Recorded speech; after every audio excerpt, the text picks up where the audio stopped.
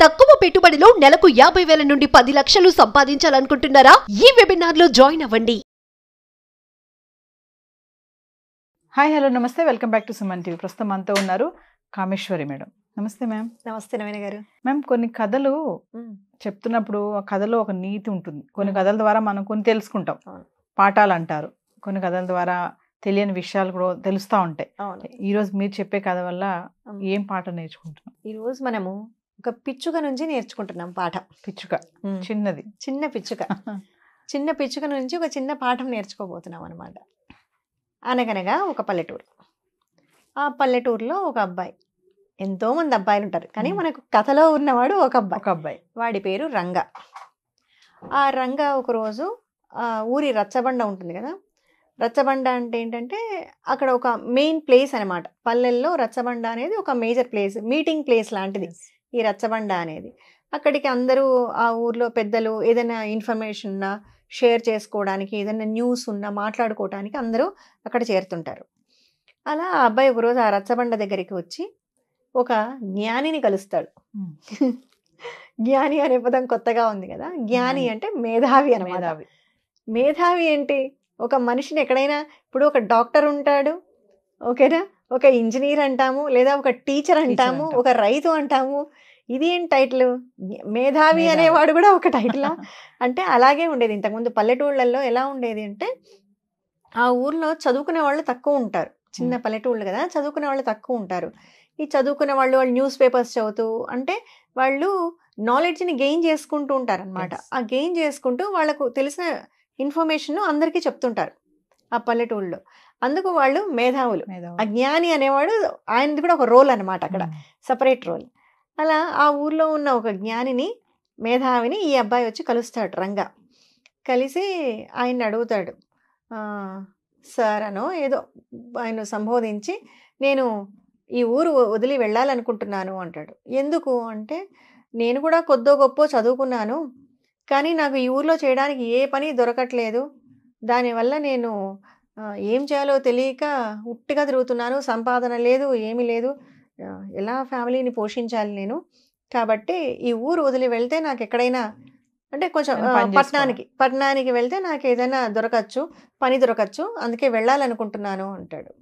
ఈయన సరే వెళ్ళు, మంచి ఆలోచనే చేసావులే, చదువుకున్నావు కదా, అందులో చదువుకున్న వాడికి ఇంకా పల్లెటూళ్ళలో ఏముంటాయి, నీకంటూ ప్రత్యేకమైన ఉద్యోగాలు ఇక్కడ ఏమి ఉండవు, కాబట్టి వెళ్ళు నాయన, పట్టణానికి వెళ్ళు, నీకు బాగానే ఉంటుంది అని చెప్తాడు. సరే ఆయనతో మాట్లాడి, ఇంకా అంటే ఎవరైనా మనం ఒక నిర్ణయం తీసుకునే ముందు పెద్దవాళ్ళని అడగాలి అంటుంటాం మనం. అలా ఆ ఊర్లో కొంచెం తెలివైన వాడు, చదువుకున్న వాడిని సలహా అడిగి, ఆయన సలహా మేరకు ఈ అబ్బాయి ఊరు వదిలి బయలుదేరతాడు. పల్లెటూళ్ళు బయలుదేరాలి, కొంత దూరం నడిస్తే కానీ ట్రాన్స్పోర్టేషన్లు కష్టమైన పని. అలా వెళ్తూ ఉంటే కొంత దూరం వెళ్ళిన తర్వాత ఇతనికి అలసట వస్తుంది. అబ్బాయి అలసట వచ్చి ఒక చెట్టు కింద కూర్చుంటాడు. కూర్చుంటే కాస్త నిద్ర వస్తుంది. మళ్ళీ నిద్రలో నుంచి లేస్తాడు. లేచి అక్కడ ఏదో కొంచెం చప్పుడు అవుతూ ఉంటుంది, ఏదో కిచకిచకిచ అని సౌండ్ వస్తూ ఉంటుంది. ఆ డిస్టర్బెన్స్కి లేస్తాడు. ఏం జరిగిందా అని చూస్తే అక్కడ ఒక చిన్న పిచ్చుక, దానికి పాపం ఏదో దెబ్బ తగిలి కాలికి నడవలేకపోతూ ఉంటుంది. అక్కడక్కడే తిరుగుతూ ఉంటుంది, ఇబ్బంది పడుతూ ఉంటుంది. చూస్తాడనమాట.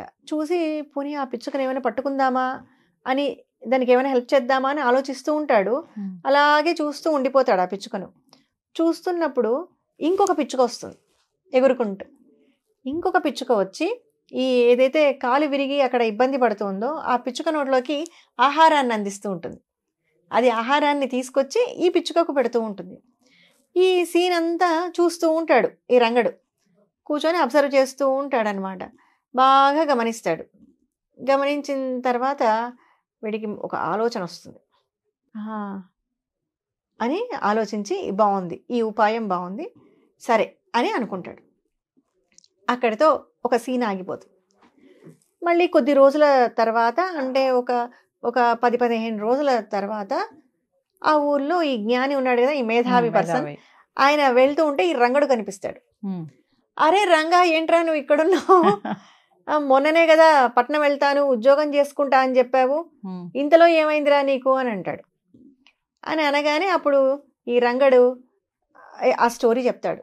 ఏమని, నేను ఇలా వెళ్తూ నిన్నాను, దారిలో నిద్ర వస్తే కూర్చున్నాను, ఇంట్లో పిచ్చుకల జంట కనపడింది నాకు. ఒక పిచ్చుకకు కాలు విరిగిపోతే ఇంకొక పిచ్చుక వచ్చి దానికి ఆహారాన్ని అందిస్తుండింది.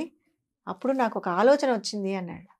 ఏం ఆలోచన వచ్చింది నీకు అంటే, కాలు విరిగిపోయిన ఒక చిన్న పక్షికే, చిన్న పిచ్చుక అది, దానికే భగవంతుడు ఆహారాన్ని ఏర్పాటు చేశాడు అంటే నాలాంటి వాడికి ఆ భగవంతుడు ఏదో ఒక దారి చూపించకపోతాడా? దీనికోసం నేను ఊరు వదిలి వెళ్ళిపోవాలనా అని మన ఊరికే వెనక్కి వచ్చేసాను. ఇక్కడే ఏదో ఒకటి చేసుకుంటే ఎలాగో అలా బతుకుదాంలే అని వచ్చేసాను వెనక్కు అని అంటాడు. ఇక్కడ వరకు బాగానే ఉంది. అప్పుడు వెంటనే ఆ జ్ఞాని అంటాడు, ఒరే ఎంత తెలివి తక్కువ వాడివిరా నువ్వు. నువ్వు 2 పిచ్చుకలను చూసావు అక్కడ. ఒక పిచ్చుకకు కాలు విరిగిపోయింది, ఇంకొక పిచ్చుక దాని గురించి ఎందుకు ఆలోచించలేదు? అది కష్టపడి సంపాదించి ఆహారాన్ని తీసుకొచ్చి ఇంకొకరిని పోషిస్తోంది. అది నువ్వు ఆ 2వ పిచ్చుకలాగా ఉండాలని ఎందుకు అనుకోలేదు? అంటే ఎవరో నీకు ఆహారాన్ని అందిస్తే తిందామని వెనక్కి వచ్చేసావు. ఒకరి మీద డిపెండ్ అవ్వాలని ఆలోచిస్తున్నావు తప్ప నువ్వే కష్టపడి నువ్వు 10 మందికి సహాయం చేద్దామని ఎందుకు అనుకోవట్లేదు?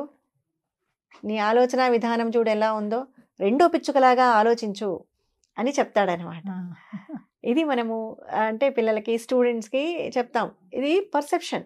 ఇప్పుడు సంఘటన ఒకటే, 2 పిచ్చుకలు, 2 పిచ్చుకల్లో ఒకదాన్ని ఇన్స్పిరేషన్గా తీసుకున్నాడు రంగడు. అదే అతను, అందుకే అతన్ని మేధావి, జ్ఞాని అన్నాం మనం. అతను మేధావి కాబట్టి అతను వెంటనే 2వ పిచ్చుక గురించి ఆలోచించాడు. మనం కష్టపడాలి, 10 మందికి మనం అందించాలి. మన చెయ్యి ఎప్పుడు ఇలా పైన ఉండాలని కోరుకోవాలి, కానీ ఇలా కింద ఉండాలని కోరుకోకూడదు. అలాంటి ఒక చిన్న నీతి అనమాట. అంటే యంగ్స్టర్స్కి, పిల్లలకి ఎప్పుడు కూడా ఒకరి మీద డిపెండ్ అవ్వాలి అనేది మనం నేర్పించకూడదు. డిపెండెన్సీ నేర్పించకూడదండి. మనమే 10 మందికి సహాయం చేయాలి అని చెప్పాలి. ఇలా చిన్న పర్సెప్షనల్ స్టోరీ, చిన్న పిచ్చుకు నేర్పిన పాఠం. Thank you. నమస్తే.